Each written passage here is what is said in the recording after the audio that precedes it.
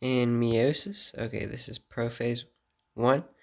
In this phase, the centrioles appear, the nuclear envelope disappears, um, like in tetrads.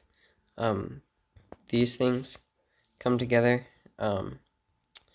for crossing over, homologous pairs for crossing over, and they do this to create randomization. Okay, in prophase 1, the homologous pairs line up in the center. The centriole spindle fibers attached to the centromeres, and there's a little bit of a cleavage furrow. Okay, in anaphase 1, the cleavage furrow deepens. The homologous pairs are separated into regular chromosomes. Notice they still have the result of the crossing over, trading of a gene.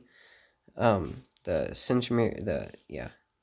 centrioles attached to the centromeres pull them away from each other to opposite polar ends.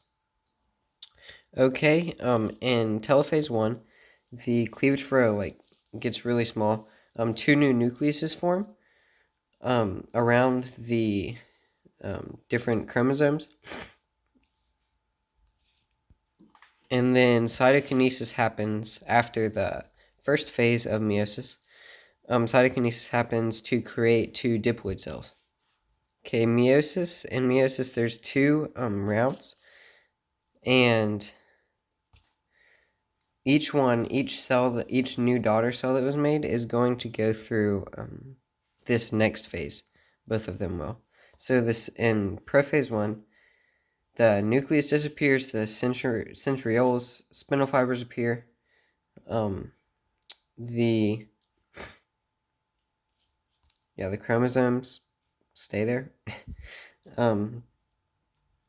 Metaphase 2, the centrioles attached to the centromeres.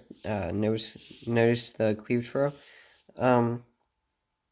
But this time they are chromosomes instead of homologous pairs.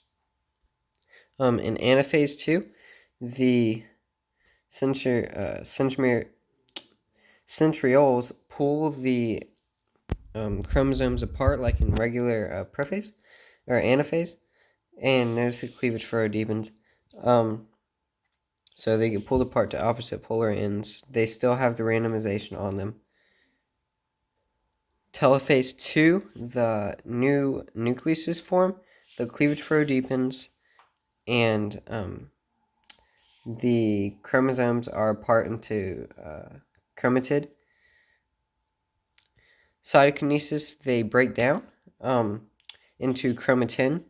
Then two nucleuses, the DNA is not in the form of chromosomes anymore.